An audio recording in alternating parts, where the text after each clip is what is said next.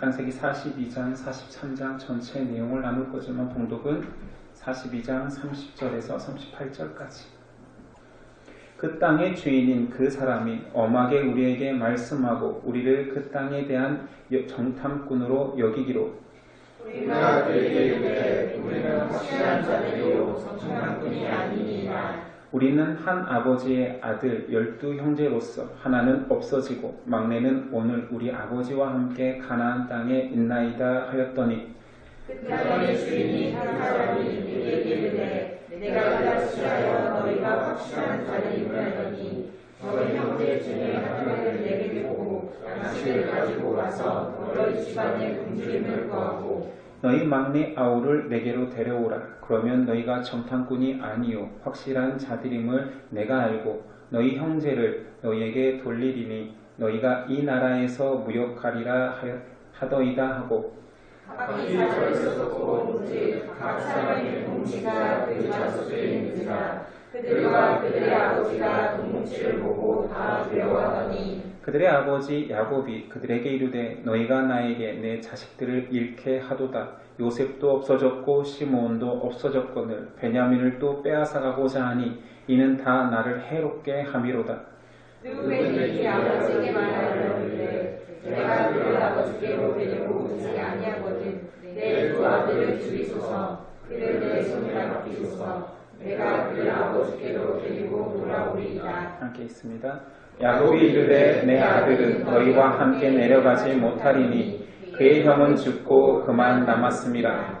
만일 너희가 가는 길에서 재난이 그에게 미치면 너희가 내 흰 머리를 슬퍼하며 스올로 내려가게 함이 되리라.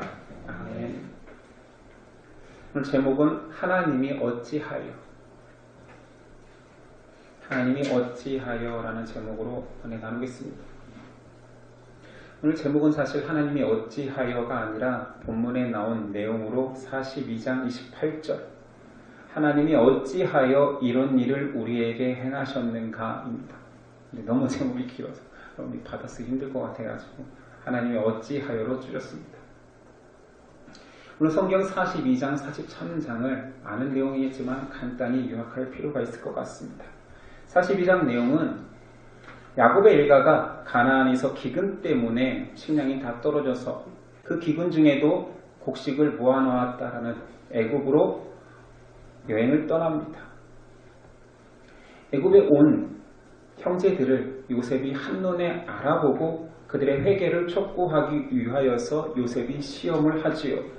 너희가 정탐꾼이구나 라고 몰아붙이며 또한 그들의 이야기를 듣다가 막내 아우가 있는 것을 알고 만약에 너희가 정탐꾼이 아니라면 막내 아우를 데려와서 너희의 결백을 입증하라는 말도 안 되는 요구를 합니다. 그러면서 너희가 떠날 때 볼모로 시므온을 놓고 가라. 그를 석방하기 위해서는 막내 동생을 데려와라 요구합니다. 그리고 집에 와서 보니 곡식을 사고 내야 됐을 돈이 곡식 자루 속에 그대로 들어있는 것입니다. 도둑질까지 한 경우가 된 거지요. 그래서 시므온을 구출하기 위해서 아버지에게 요청하는 것입니다. 막내를 우리에게 동행케 해서 시므온을 데려오겠습니다.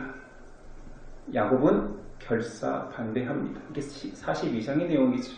43장의 내용은 기근이 더 심하여져서 어쩔 수 없이 생명보다 더 귀한 베냐민을 애굽의 2차 여행에 동행시키는 야곱의 결단이 나옵니다. 이게 전체적인 내용입니다.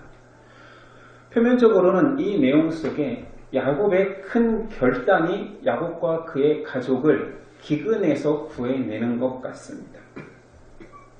그러나 실제적으로는 하나님에 의해서 준비된 요셉에 의해 모든 일들이 계획되어졌고 야곱의 일가는 실제로 요셉에 의해서 기근에서 구원받습니다.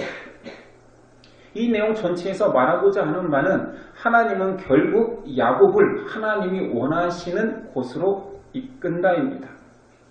야곱은 자기 목숨보다 귀한 베냐민을 결국은 포기하게 되는데 그 포기하는 과정 속에서 하나님의 개입이 되었음을 말하는 거죠. 13절 이하입니다. 내 아우도 데리고 떠나 다시 그 사람에게로 가라. 이런 결단을 할 수밖에 없는 야곱이죠. 전능하신 하나님께서 그 사람 앞에서 너희에게 은혜를 베푸사 그 사람으로 너희 다른 형제와 베냐민을 돌려보내게 하시기를 원하노라. 내가 자식을 잃게 되면 이르리로다. 이것은 자포자기한 심정이 아닙니다. 앞에서도 고백했지만 전능하신 하나님께 은혜를 베풀어서 구해줄 것을 믿는다라는 하나님을 향한 결단의 표현입니다. 이 동일한 해석이 이런 거지요. 예수님이 하신 말씀 중에 마태복음 19장 29절 또 내 이름을 위하여 집이나 형제나 자매나 부모나 자식이나 전토를 벌인 자는 여러 배를 받고 또 영생을 상속하리라. 이것은 가족을 포기해라 내려놓아라가 아닙니다. 하나님을 신뢰해 보라라는 표현인 거지요. 결국 하나님께 돌아오면 모든 문제가 해결된다라고 약속을 하는 거지요. 우리는 야곱의 입장에 들어가서 야곱을 봐야지만이 하나님이 야곱을 향한 은혜를 깨닫게 됩니다. 근데 우리가 야곱의 입장을 우리가 오버랩하기는 굉장히 어렵습니다. 야곱을 표현하는 단어들은 여기서 믿음의 사람 야곱이 아니라 계속 야곱이 등장하면 두렵다, 두렵다, 무섭다, 무섭다 이런 말만 계속 반복됩니다. 난 절대로 내 사랑하는 아들 베냐민을 보낼 수가 없다. 난 무섭다. 그를 잃을 것 같다. 42장 4절 야곱이 요셉의 아우 베냐민은 그의 형제들과 함께 보내지 아니하였으니 이는 그의 생각에 재난이 그에게 미칠까 두려워함이었더라. 이 두려움은 결국 현실이 되어서 시므온을 잃는 것 같은 고난에 빠지지요. 42장 35절이 합니다. 각기 자루를 쏟고 본즉 한 사람의 돈뭉치가 그 자루 속에 있는지라 그들과 그들의 아버지가 돈뭉치를 보고 다 두려워하더니 그들의 아버지 야곱이 그들에게 이르되 너희가 나에게 내 자식들을 잃게 하도다. 요셉도 없어졌고 시므온도 없어졌거늘 베냐민을 또 빼앗아가고자 하니 이는 다 나를 해롭게 함이로다. 야곱의 일생은 두려움의 연속입니다. 기근에 대한 두려움뿐만 아니라 자식을 실제로 잃은 그 두려움과 아픔이 계속 있는데 시므온을 잃은 아픔이 또 있고 그의 미래에는 또 베냐민까지 잃을 것 같은 염려 속에서 삽니다. 이게 무슨 신앙인의 인생입니까? 그런데 이 야곱의 고난, 시련을 몰고 간 사람은 다름 아닌 그가 가장 사랑했던, 잃었다고 여겼던 요셉입니다. 요셉은 야곱을 절망에 빠뜨리기 위해서 절망 가운데로 몰아붙인 것이 아니라 하나님의 예언처럼 이스라엘 백성 전체를 애굽으로 인도하기 위한 계획의 여정 속에 있는 것입니다. 우리는 성경을 전지적 작가 시점에서 보니 그리고 이 내용은 너무나 유명하니 결국은 다 회복돼. 결국은 요셉에서 다 구원받아. 라는 관점으로 보니 아무리 이 말씀을 많이 봐도 요셉의 상황에 내가 오버랩되지 않는 거예요. 공감이 되지 않지요. 38절이야. 야곱의 이르되 내 아들은 너희와 함께 내려가지 못하리니 그의 형은 죽고 그만 남았습니다. 가장 사랑하는 라헬의 두 아들 요셉은 벌써 죽었고 마지막 하나 남은 내 목숨보다 귀한 베냐민도 죽을 것이다. 만일 너희가 가는 길에 재난이 그에게 미치면 너희가 내 흰머리를 슬퍼하며 스올로 내려가게 함이 되리라. 베냐민을 잃으면 나는 스올, 지옥까지 내려갈 것이다. 이런 표현입니다. 이 상황을 어떻게 우리의 상황으로 어떻게 우리가 적용한단 말입니까? 우리는 이것보다 덜한 상황 속에서도 요셉의 형들의 고백처럼 할 것입니다. 오늘 제목이죠. 하나님이 어찌하여 이 일을 우리에게 행하였는가? 말로 표현하지 않지만 우리는 인생 속에서 신앙을 가진 이후부터 너무나 많이 읊조렸던 거 아닙니까? 하나님이 어째서 이런 상황을 나에게 주시지? 이쯤 되면 그래 네가 참 나를 원망할 만큼 힘들구나. 이제 그만 끝낼까가 아닙니다. 43장에는 더 깊은 고난으로 야곱을 하나님이 몰아가십니다. 43장 1절 그 땅의 기근이 심하고. 너무 단순한 이야기지만 기근 때문에 다 굶어 죽는 와중에 1절이 또 시작된다는 것은 이거 미치는 것입니다. 처음 애굽 여행에서 구해온 그 양식까지도 시몬을 팔아 그의 목숨값처럼 여긴 양식까지도 다 소모하고 나니 이제 다 또 굶어 죽게 생긴 것입니다. 아버지가 하도 포기하지 않으니 유다가 자기 생명까지 걸고, 르우벤은 자기 아들들의 생명까지 걸고 베냐민 데리고 가야 됩니다. 아니면 우리 정탐꾼이라 여김받아 우리 무역할 수 없습니다. 이 모든 상황을 누가 만들었다라고? 요셉. 야곱이 가장 집착하는 그 베냐민을 포기할 때까지 하나님의 사람 요셉은 하나님의 채찍을 거두지 않습니다. 이게 고난의 이중 효과지요. 이 고난은 아브라함 때 예언되었던 이스라엘은 애굽으로 내려와 400년 동안 종살이 할 것이라는 정확한 예언을 성취하기 위한 하나님의 계획의 이루어짐 속에 있을 뿐 아니라 이스라엘 백성은 나를 의지하고 나만 붙드는 백성으로 훈련받기 위하여서 고난당해야 된다는 두 가지 의미가 있습니다. 하나님께서 허락하신 그 어두움은 빛을 찾기 위한 도구지요.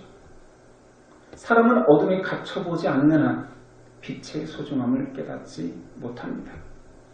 사람에게 고난이라는 것은 사실은 전쟁 상황이 아니지만 개인한테는 전쟁처럼 다가옵니다. 전쟁은 어느 한쪽이 포기되어지거나 점령되어져야 끝나잖아요. 성도에게 고난은 그런 것입니다. 하나님께서 그에게 고난을 줄 때에는 끝을 보기 위함입니다. 근데 그 고난의 끝은 하나님께서 져주지 않습니다. 하나님께서 우리에게 고난을 줄 때에는 목적이 있는 거거든요. 그 목적을 이루기까지 하나님은 잔인해 보이지만 자기의 뜻을 굽힐 생각이 없습니다. 고난에 안에서. 안 그렇다면 처음부터 고난을 주지 않겠지요. 하나님께서 허락하신 고난은 소유권 전쟁입니다. 네가 너의 주인으로 너의 삶을 살겠느냐, 아니면 너의 소유권을 나에게 주겠느냐. 하나님은 이 싸움에서는 결코 타협하지 않습니다. 이기십니다. 사람은 가치 있는 두 가지를 위해서 한 가지의 가치를 택하는 것이 아니라 둘이 다 갖기를 원하지요. 이 가치를 보험처럼 가지고 더 큰 가치를 찾아 나서지요.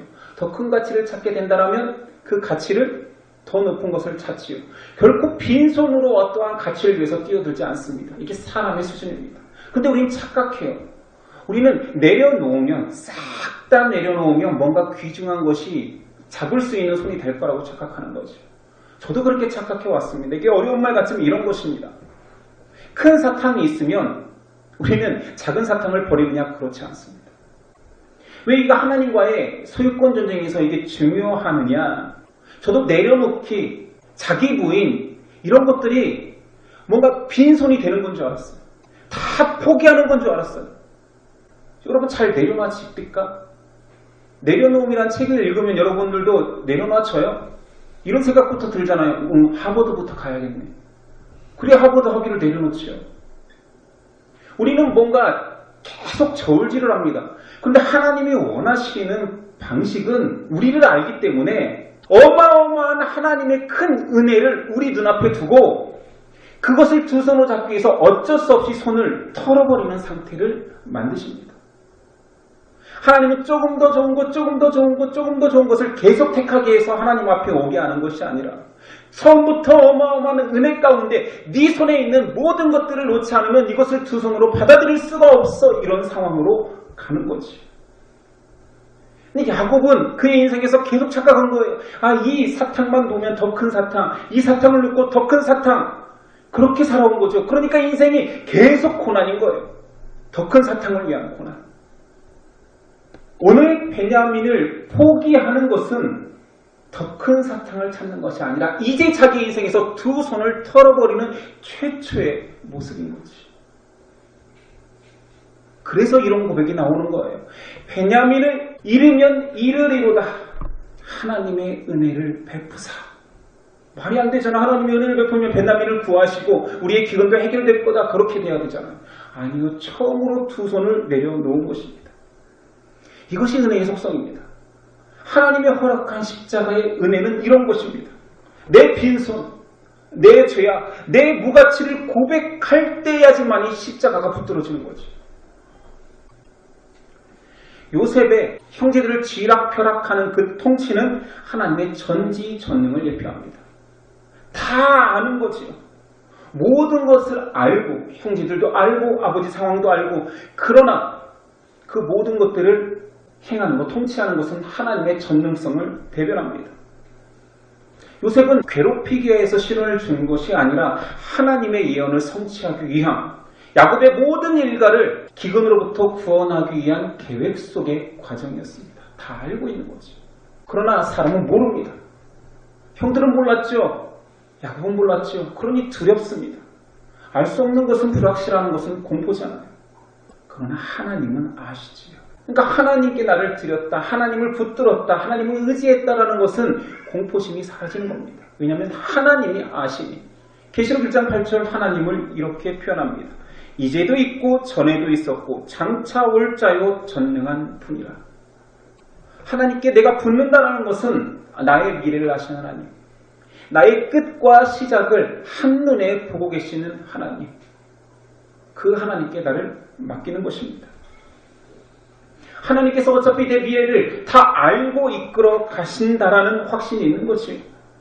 빌립보서 4장 6, 7절 아무것도 염려하지 말고 다만 모든 일에 기도와 간구로 너희 구할 것을 감사함으로 하나님께 알아라. 그리하면 모든 지각에 뛰어난 하나님의 평강이 그리스도 예수 안에서 너희 마음과 생각을 지키시리라. 하나님께서 원하시는 야곱의 삶이 이런 고백인 것입니다. 내가 택한 야곱아, 결국은 너는 나를 의지하고 내가 원하는 삶 가운데로 들어오게 될 거야. 사람의 확신은 그렇게 중요하지 않습니다. 하나님의 확신, 확증, 약속이 중요한 거지요. 43장 14절 전능하신 하나님께서 그 사람 앞에서 너희에게 은혜를 베푸사 그 사람으로 너희 다른 형제와 베냐민을 돌려보내게 하시기를 원하노라. 내가 자식을 잃게 되면 이르리로다. 이것은 야곱의 고백이 아닌 것 같습니다. 정답을 적었어요. 많은 시련이 야곱을 연단하여서 이런 상태가 되게 한 것이 아니라 결국 하나님은 그를 잡아채 이런 고백의 자리까지 앉히십니다. 많은 사람들이 고난 앞에서 하나님 어찌하여 이 일을 우리에게 하셨는가 원망으로 시작하지요. 결국 전능하신 하나님 앞에서 내가 자식을 잃게 되면 이르리로다라고 하나님은 만드십니다. 근데 그 원망과 놀라운 고백 사이에 어마어마한 고난이라는 윤활유가 있죠. 우리는 이 고난이라는 윤활유를 빼고 싶잖아요. 여러분 신앙 간증을 들어보셨습니까? 레파토리는 똑같습니다. 모두 다 고난을 극복하게 하신 하나님의 은혜지요. 모든 것을 잃었던 이야기, 완전히 깨어졌던 가정 이야기, 죽음이 선고된 질병 이야기 속에서 나를 사랑하시는 하나님을 발견한 이야기가 간증의 전부입니다. 그 간증의 유형들은 전부 다 야곱 유형입니다. 결국은 야곱이 고백할 수밖에 없는 거예요. 험난한 인생, 도망자의 인생, 살인자의 인생, 그 모든 것들을 통틀어 이제 하나님이 나를 붙드시는 인생이 되었습니다. 고백하는 유형인 거지. 그런데 우리는 다른 유형을 원하잖아요. 평온할 때에도 하나님을 잘 따르는 유형은 없을까? 있습니다. 삭개오 유형, 세리 마태 유형. 근데 그들이 그 하나님의 은혜를 딱 경험했을 때 무슨 일이 벌어졌죠? 평온할 때 경험했지만 자기 인생을 던져버립니다. 자기 전 재산을 팔아버립니다. 이 유형도 그러니까 우리가 원하지 않는 거죠. 세 번째 유형을 찾아보니 나는 무가치한 사람입니다. 나는 평온할 때 모든 걸 던질 수 없습니다. 차라리 그리스도의 남은 고난을 나에게 주십시오라는 사도 바울 유형. 여러분 그렇게 고백할 수 있겠어요? 이 건강하여서 죄짓는 몸뚱아리에 암을 허락하소서. 돈 많으니까 죄지을 것밖에 없네. 내 전 재산을 망하게 하소서. 이런 기도할 수 있겠어요? 내가 너무 평온하니까 나태해지고 게을러지니 나를 원수들이 들러 진을 치는 상황으로 몰아서 원망과 저주의 상황으로 살게 하소서. 사도 바울 유형 할 수 있겠습니까? 모든 사람은 인생 속에서 공포를 느낍니다. 두려움이 있습니다. 하나님은 다 아십니다. 아니 약한 공포 속에서도 두려워 떨 우리를 아신다니까요. 사람의 관심은 나의 처지에 있지요. 내 주변 처지에 있는 거예요. 내가 지금 처한 상황, 내 재력, 내 건강 상태, 내 주변인의 상황. 그러나 하나님의 관심은 나와 하나님의 간격이 있습니다. 이 말을 꼭 기억하십시오. 우리의 눈과 우리의 시선은 항상 우리의 처지에 있습니다. 지금 내 처지가 어떻지? 하나님은 나와 하나님과의 간격이 있습니다. 이 간격이 좁혀지지 않으면 하나님은 그 간격 속에 고난을 던집니다. 성경의 모든 사람들이 이 간격 속에서 고난을 경험합니다. 설마 다른 방법은 없을까? 네, 없습니다. 하나님은 이 전쟁에서 우리에게 져주지 않습니다. 우리가 가장 원하는 방식으로 우리가 답을 찾아봅시다. 삭개오와 세리 마태의 위험, 다 포기하기 전의 상황, 평온하지만 예수님을 따르는 상황 속에서 이번 유형 속에서 결론이 야곱이 나중에도 잘 되는, 형통 속에서 예수님을 따랐더니 계속 형통함으로 나중에 형통하게 되는 유형, 1번 유형으로 바뀌는 인생이 있을 수 있는가? 이것이 만약에 찾아진다면 복음이죠. 순복음, 참복음, 최고복음 이런 거 아닙니까? 한번 찾아봐야죠. 왜 그러냐면 너무 좋잖아요. 평온 속에서 예수님을 따랐더니 은혜에 은혜를 더하고 축복에 축복을 더하고 가는 곳마다 하나님의 복이 쏟아지고, 그럴 가능성에 있는 사람을 제가 역사 속에서 찾아봤어요. 멀리서 찾아볼 필요가 없더라고요. 20세기 최고의 기독교 변증가이자 사상가인 C.S. 루이스가 고통을 직면하기 전에 고통의 문제를 책으로 풀었어요. 읽어보셨죠? 고통의 문제를. C.S. 루이스는 서구권에서는 기독교 사상가 외로도 난이와 연대기로도 유명한 존경받는 사람이지. 그런데 그가 20세기 최고의 지성을 가지고 신앙인의 고통의 문제를 답을 내렸습니다. 고통은 이해나 문제 해결이 중요한 것이 아니라 하나님의 사랑을 필요로 하는 인정 고백을 위함이다. 맞죠?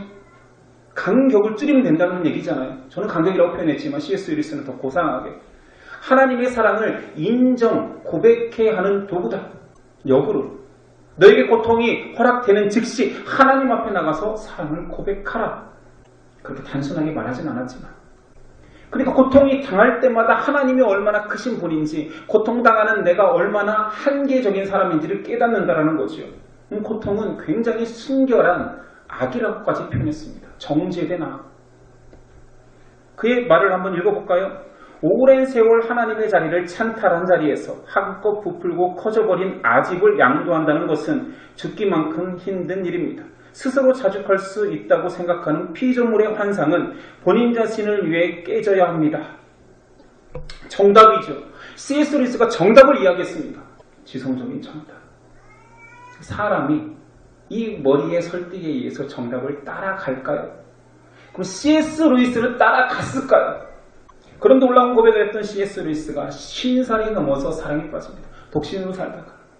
그리고 그 여인과 비자 문제, 여러 가지 문제에 의해서 이혼한 여인과 결혼을 합니다.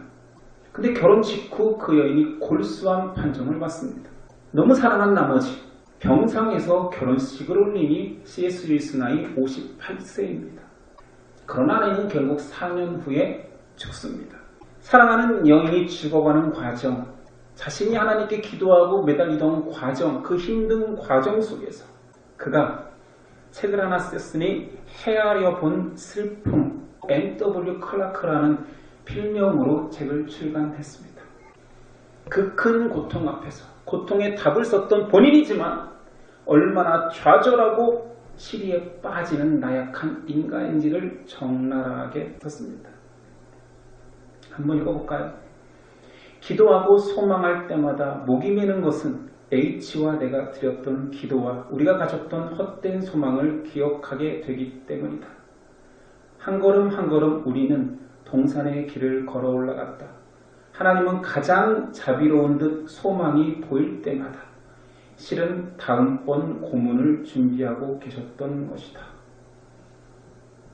슬픔은 마치 두려움과도 같은 느낌이라고 아무도 내게 말해주지 않았다.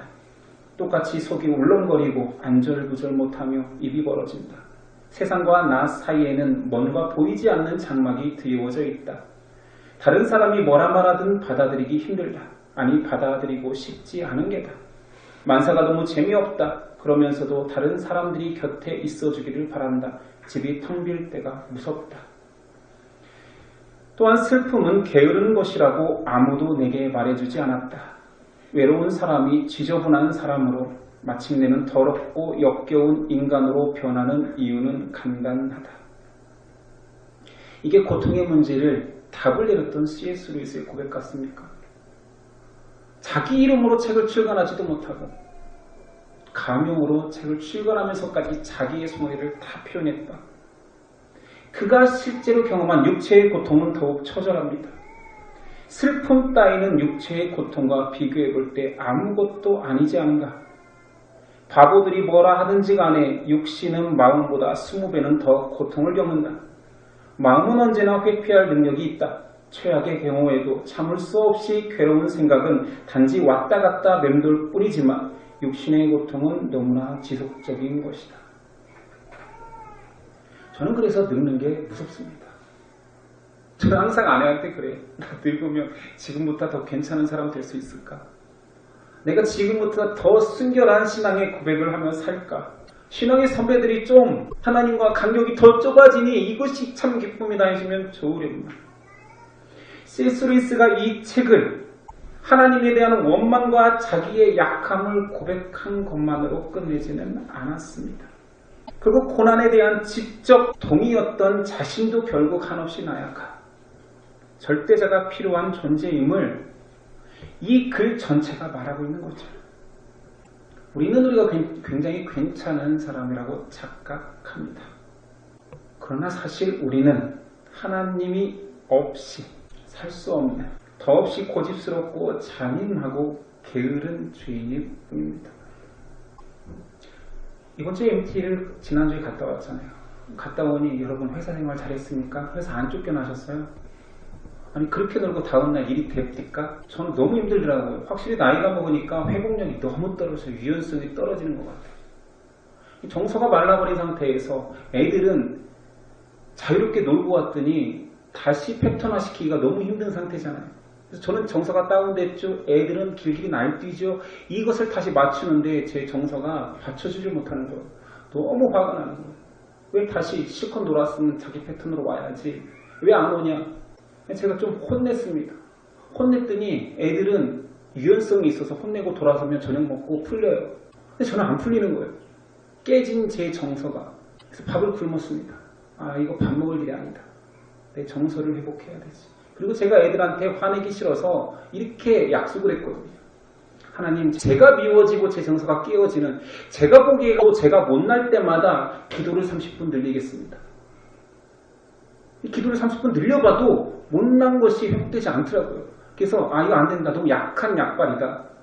그래서 이번 주는 그냥 밥을 굶기로 했습니다. 그리고 이틀 후에 밥을 또 굶었습니다.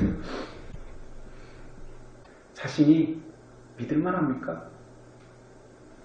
하나님을 속일 수는 없습니다. 사람을 속일 수는 있겠지요. 하나님을 붙드는 척은 하나님이 직접 그 간격을 재고 있는 하나님 앞에서는 통하지 않습니다. 하나님 붙들어요 붙들어요 붙들어요 하면서 점점 멀어지는 우리의 상태를 하나님은 속지 않으십니다. 여러분에게 오늘 설교는 수치심이 배제된 나 이런 사람이야 나 이런 사람이야 이런 사람이야 라고 고백하라는 게 아니에요. 그건 싸구려 고백이잖아요. 이게 뭐가 중요합니까? 나 애 키우면서 나 나쁜 사람 되었어. 나 세상에서도 도둑질도 하는 사람이야. 이런 수치심이 배제된 그런 고백하라는 거 아니에요. 차라리 그거를 가지고 그래서 내가 하나님 앞에 한 발짝 더 나갈 수밖에 없어 라고 고백하라는 거지. 너도 그런 사람이야 나도 그런 사람 우리 잘 어차피 뭐 우리 다 그런 사람인데 끼리끼리 잘 놀아보자 우리끼리 유래해보자 이거 필요 없습니다. 그가 못한다라면 옆에 사람이라도 붙들고 한 발짝만 더 하나님께 다가가라. 그것이 우리 살 길 아니냐 라고 해주는 것입니다. 자기 연민에 빠지라는 본문이 아니에요. 야곱도 그랬네 나도 그렇지 뭐 우리 다 그런 사람이지 하나님 필요해. 아니라니까요. 하나님 앞에 다가갈 때 하나님 어떻게 봐야 됩니까? 사랑 때문에 자기 독생자 자기 자신까지도 십자가에 못 박은 그 하나님 앞에 한 발짝 다가서는 거라니까요. 그 하나님 앞에 한 발짝 다가서는 나를 보라는 거지.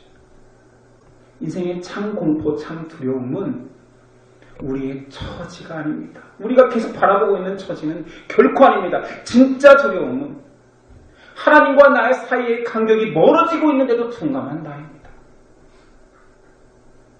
멀어지고 있는데도 주변에서 아무도 몰라보는 나입니다. 제가 하나님을 멀리하고 점점점 세상으로 향하고 있는데 아무도 말려주지 않는 거예요. 부모도 말려주지 않고 친구도 말려주지 않고 교인도 말려주지 않는다라면 그것보다 무서운 두려움이 있습니까? 하나님은 그 간격에 무엇을 채우신다고요? 고난. 아직 야곱의 고난이 남의 일입니까? 야곱의 상황이 무감각합니까? 고난은 내 인생의 주제가 아닙니까? 그 상태 자체가 게으름이고 자만이고 영적 무감각입니다. 긴장하십시오. 그리고 진실로 붙드십시오. 하나님은 살아계십니다. 그 살아계신 하나님이 나와의 간격을 좁히길 원하십니다. 그러면 우리도 한 발짝지만 한 번쯤은 힘을 빼고 그에게 맡겨봐야 됩니다. 그리고 때로는 살려달라고 기도해야 됩니다. 구원받은 자가 더욱더 하나님 살려주십시오. 하나님 나를 불쌍히 여기시옵소서 라고 기도해야 됩니다. 저는 오늘 제목 하나님이 어찌하여 라는 이 말이 차라리 나왔으면 좋겠습니다. 우리 모두의 인생 속에 하나님 어찌하여 이런 일을 나에게 허락하셨습니까? 라고 고백했으면 좋겠습니다. 목사가 할 말이 아니죠. 어떻게 고난 속에 빠지라고 말하는 것이겠습니까? 그래서 간격이 좁아진다라면 속히 하나님께 돌아온다라면 필요하다라는 것이죠. 그 고백이 나오는 사람만, 그 투정이 나오고 그 힘듦을 고백하는 사람만 전능하신 아버지께서 은혜를 베푸사 내가 자식을 잃게 되면 이르리로다 하는 고백으로 이끄시는 하나님을 경험하지요. 하나님은 베냐민의 생명을 걷어가지 않으셨습니다. 하나님은 이삭을 제물로 바치라고까지 정확히 지목했지만 그의 목숨을 앗아가지 않았습니다. 목숨은 자신의 독생자 예수 그리스도로 충분했습니다. 다 아니까, 똑똑하니까, 그래 예수님이 죽으셨으니까 나는 한 발 빼도 괜찮지, 나는 하나님과의 간격을 벌려도 괜찮지, 그 마음도 하나님이 아십니다. 하나님은 속지 않으십니다. 다른 여러 가지의 하나님 우리를 속아주시기도 하지만 하나님과의 간극이 벌어지는 성도의 상황, 자신의 백성의 상황은 가만두지 않습니다. 하나님은 자신의 백성을 자신의 소유되기까지 무서우리만큼 성실하십니다. 나의 욕심이 하나님의 사랑을 이길 수 없습니다. 기도하겠습니다. 하나님, 나를 포기하지 않으시는 하나님, 나를 너무 잘 아시는 하나님, 그래서 나에게 크고 작은 고난을 주실 수밖에 없는 하나님, 빨리 무릎 꿇고 주께로 돌아와 주님을 고백하는 인생 되게 하여 주시옵소서. 주님이 나의 주인이라고 고백하는 자들은 더욱 긍휼히 여기소서, 더욱 하나님을 붙들게 하소서, 믿음 주소서 고백하는 우리 되도록 도와주옵소서. 크신 예수님의 사랑 고백하며 살고 찬양하며 사는 우리 되도록 도와주옵소서. 예수님의 이름으로 기도드립니다. 아멘.